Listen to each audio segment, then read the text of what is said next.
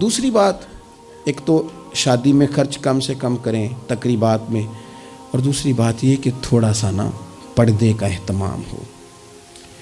میں کوئی تنقید نہیں کرتا، طنز نہیں کرتا، چونکہ ہماری بہنیں مائیں بیٹیاں ہوتی ہیں، ہم نہیں انہیں سمجھانا ہے، ان کو ذرا سمجھائیں، ان کو یہ بتائیں کہ قیمتی چیزیں جو ہوتی ہیں وہ پردوں میں ہوتی ہیں۔ ہمارے گھر میں 20 تولے سونا پڑا ہو تو ہم نے کبھی نہیں باہر نکل کے بتایا کہ پڑا ہے، کیونکہ قیمتی ہے نا، تو پردے میں رکھا ہوا ہے، اس کی چابی کا بھی ہم خیال رکھتے ہیں کہ کہیں گم نہ ہو جائے۔ اسی طرح ہر کتاب کو غلاف نہیں چڑھتا، صرف قرآن پاک کو چڑھتا ہے۔ انہیں بتاؤ کہ ساری بیویاں پردہ نہیں کرتی، صرف سیدہ عائشہ صدیقہ کی کنیزیں کرتی ہیں، صرف سیدہ فاطمہ کی کنیزیں کرتی ہیں رضی اللہ تعالی عنہما۔ تھوڑا سا نا پردے کا اہتمام ہو۔ شادی بیاہ پہ تو بالکل ہی معاملہ گڑبڑ ہے، اور پوری تیاری کر کے عورتیں معاذ اللہ آ جاتی ہیں، اور یہ تو روکنا ہے ان کے ورثاء نے، ان کے جو ولی ہیں۔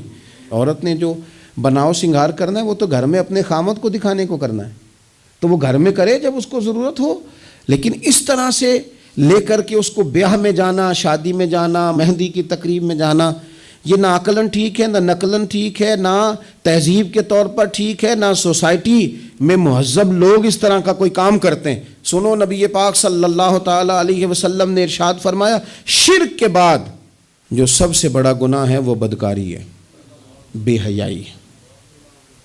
اور نبی پاک علیہ السلام نے فرمایا کچھ عورتیں ایسی ہیں جو لباس پہن کے بھی ننگی ہیں۔ فرمایا یہ وہ عورتیں ہیں جنہیں اللہ تبارک و تعالی جنت کی ہوا بھی عطا نہیں کرے گا، خوشبو تک نہیں ملے گی۔ ان کو یہ سمجھائیں۔ یہ آج کل بڑا عروج ہے شادیوں کا، خواتین مہربانی کریں، اپنے اوپر رحم کھائیں، نہ اللہ کی نافرمانی مول لیں۔ ماؤں بہنوں بیٹیوں، پھر روتی ہو، دکھ سناتی ہو، کہتی ہو بڑی ساری آزمائش میں ہیں، تو اگر تکلیف میں ہو تو پھر تو رحمت والے کام کرو نا۔ بندہ تکلیف میں بھی ہو، دکھوں میں بھی، اور کام عذاب والے کرے تو اسے کس طرح کر کے آسانی میسر آئے گی؟ اس لیے شریعت اسلامیہ کے دائرے کے اندر وقت گزاریں۔ تیسری گزارش تقریبات کے حوالے سے، تیسری اور آخری یہ ہے کہ ہم نا شادی ہو، بیاہ ہو، کوئی بھی معاملہ ہو، ہمارا یہ مزاج بن گیا ہے کہ ہم نا تعلقات نبھاتے ہیں۔ دفتر کے لوگوں کو بلائیں گے، ہمارے جو بزنس کے متعلقہ لوگ ہیں ان کو دعوتیں دیں گے، جن لوگوں سے ہمیں کوئی سیاسی سماجی کام پڑ سکتا ہے انہیں بلائیں گے، دعوت بھی کبھی کھلائیں گے تو کوشش کریں گے اس بندے کو کھلائیں جو بندہ نا جس کی ذرا فوٹو صحیح آتی ہے، لائکس اچھے ملتے ہیں۔ اسی طرح کا معاملہ شادی میں ہم نے کر لیا ہے، صرف اپنے فائدہ دیکھ کے، نفع دیکھ کے، بلکہ اخباروں میں بعض میں خبر آتی ہے فلاں کے بیٹے کا ولیمہ سیاسی اجتماع بن گیا، غرباء کو موقع نہیں ملتا۔ ہمارے استاد صاحب بات سنایا کرتے تھے، وہ فرماتے تھے کہ ایک آدمی کو کسی نے بلا لیا شادی پہ، تو کسی گیراج میں کسی ورک شاپ پہ کام کرتا تھا، تو وہ نہ وہیں سے کپڑے نہ بدل سکا، انہی کپڑوں میں اسی طرح آلودہ تھے کام کے ساتھ۔ اس نے کہا کہ اگر میں گھر گیا تیار ہونے تو وہ لیٹ نہ ہو جاؤں، تو اسی طرح چلا گیا۔ اس کو چوکیدار نے اندر ہی نہیں جانے دیا، کہا تو کدھر آ گیا؟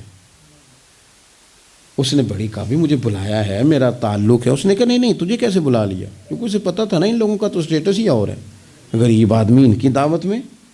اس نے کہا جا، تجھے نہیں بلایا، اندر ہی نہیں گھسنے دیا۔ اب وہ جلدی سے گاڑی بھگا کے گھر گیا، وہ کاٹن شاٹن مایا شایا تگڑے کپڑے، ویسٹ کوٹ، اچھے طرح سوٹ بوٹ پہن کے جب وہ واپس لوٹا نا، تو اس نے جناب خود سے اسی چوکیدار نے خود دروازہ کھولا، اندر بھیجا۔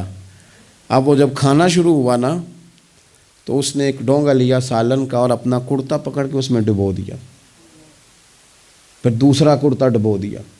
لوگوں نے کہا تم باولے تو نہیں ہو گئے، یہ کیا کر رہے ہو؟ اپنے کپڑے آلودہ کر رہے ہو سالن سے۔ کہنے لگا میری تو دعوت نہیں، دعوت تو کپڑوں کی ہے، اگر میری ہوتی تو مجھے تو پہلے بھی داخل ہونے دیتے، یہ تو ان کپڑوں کی دعوت ہے میاں، تو یہ چونکہ ان کی دعوت ہے تو انہیں کہہ رہا ہوں کھاؤ کھانا، میری تو ہے ہی نہیں دعوت، ان کو کھانا چاہیے۔ اس لیے کہ یہاں تو گاڑیوں کی دعوت ہے، یہاں تو کوٹھیوں کی دعوت ہے، یہاں تو دعوت اس بات کی ہے کہ بڑی پجاروں میں کون آیا ہے؟ رسول کریم صلی اللہ تعالی علیہ وسلم نے فرمایا ولیمے کے کھانوں میں بدترین کھانا، یہ صحیح بخاری ہے، فرمایا ولیمے کے کھانوں میں سے بدترین کھانا وہ ہے اس میں امیروں کو تو بلایا جائے پر غریبوں کو نہ بلایا جائے، وہ بدترین دعوت ہے۔ اس لیے بعض صوفیہ تو یہ فرماتے ہیں کہ کوشش کر کے نا بعض غریبوں کو منت کر کے لے آؤ اپنے ولیمے کی، اپنی تقریبات کی دعوتوں میں، تاکہ تمہارا کھانا اچھا کھانا تو بن جائے نا، تمہارا کھانا بہترین کھانا تو بن جائے نا، تمہارا کھانا اعزاز والا تو ہو جائے، کچھ تو غربا کو دعوت دے لو۔ لیکن ہماری تقریبات ہماری ذاتی معاملات کا حصہ بن جاتی ہیں۔ میں تو مذہبی تقریبات بھی دیکھتا ہوں، مذہبی تقریبات میں بھی ہماری پوزیشن کچھ اسی طرح کی ہے۔ میں اپنے بارے میں کئی دفعہ دوستوں کو کہہ چکا ہوں کہ دین کا خادم سمجھ کے دعوت دینا تو بڑی اچھی بات ہے، لیکن ہمیں برانڈ نہ بناؤ۔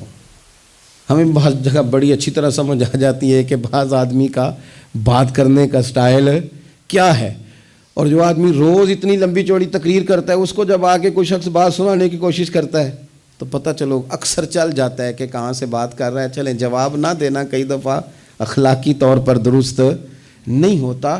دینی تقریبات کو ضروری ہے کہ 600 آدمی 400 آدمی بیٹھے گا تو پھر ہماری محفل ہوگی؟ کوئی ضروری ہے؟ اس لیے تو غریب آدمی نے جلسے کو ہاتھ ڈالنا ہی چھوڑ دیا، جلسہ مہنگا ہی بڑا ہے۔ غریب آدمی نہیں یہ کام کرتا، وہ کیسے محفل کرے گا؟ وہ تو آپ ساؤنڈ والے کے پاس جائیں تو کہتا ہے دور بدل گیا ہے، اب کہاں 1500 میں ساؤنڈ لگتا ہے۔ وہ تو چونکہ ہم نے ہر چیز کو برانڈ بنا دیا، کمرشل کر دیا، ماحول اور طرح کا بنا دیا ہے۔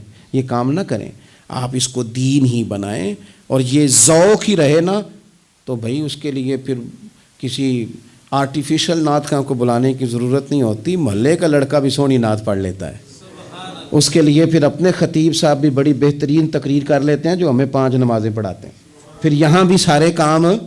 لیکن ذہن تقریبات کے لحاظ سے بن گیا ذرا بڑا اونچا سا۔ دین اپنی ذاتی حیثیت رکھتا ہے، اپنی تقریبات کو شستہ کریں، سنجیدہ کریں، صاف ستھرا کریں، جتنی بھی قباحتیں ہیں اخلاقی ہیں مالی ہیں ان کو دور کریں۔ ہم مسلمان ہیں، مسلمان بڑا سنجیدہ سا ہوتا ہے، سونا سا ہوتا ہے، اس کے رویے بڑے میٹھے ہوتے ہیں، اس کے آنے جانے کے معاملات میں شائستگی ہوتی ہے، اسے دیکھ کے پتہ چلتا ہے کہ یہ رسول اللہ کا ماننے والا ہے، یہ نبی کریم علیہ الصلوۃ والسلام کا تربیت یافتہ امت ہے۔ اللہ تعالیٰ سمجھ عطا فرمائے۔ آخر دعوانا الحمدللہ۔